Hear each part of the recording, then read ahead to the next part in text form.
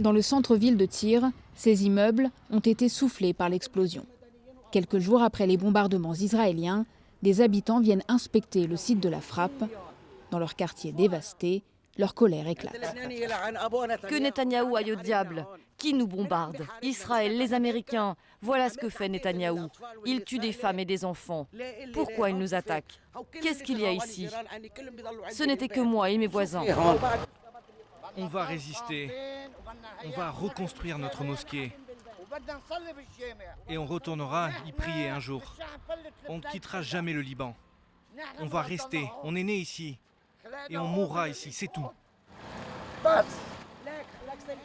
Le matin de l'attaque, juste avant de bombarder, l'armée israélienne a ordonné à la population d'évacuer.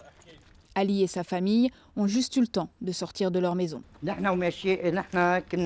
On était en train de dormir quand on a reçu l'alerte d'évacuer. On nous a dit d'aller vers le nord. On n'a rien eu le temps de prendre, juste nos enfants et les vêtements qu'on avait sur le dos. On n'a pas su où aller, donc on s'est installé près du port. Tyr est désormais dangereuse et difficile d'accès. Dans la ville, nous sommes escortés par un homme affilié au Hezbollah. Les habitants se défendent d'être un fief du groupe armé, mais dans les rues, difficile de passer à côté de ces banderoles à la gloire des cadres du parti chiite. Une centaine de mètres plus loin, une autre partie de la ville a été bombardée.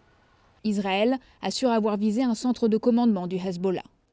Impossible pour notre équipe de le vérifier. Au milieu des ruines, cet homme s'inquiète de cette escalade de violence inédite dans sa ville. Moi j'ai 76 ans et cette période, c'est la plus dure qu'on ait jamais vécue. D'habitude ça dure un mois et puis la vie reprend, mais là, tout est détruit.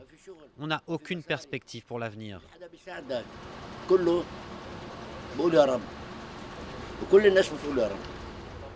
La guerre fait rage, alors l'exode vers des régions plus sûres continue pour ceux qui le peuvent. Ce couple de Bangladais a décidé de fuir vers le nord. Ici, tout a été détruit.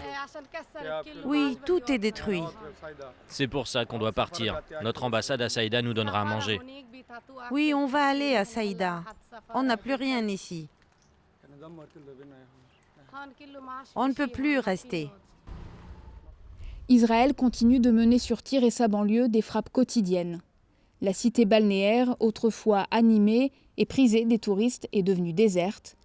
Moins de 10% de sa population vit encore sur place.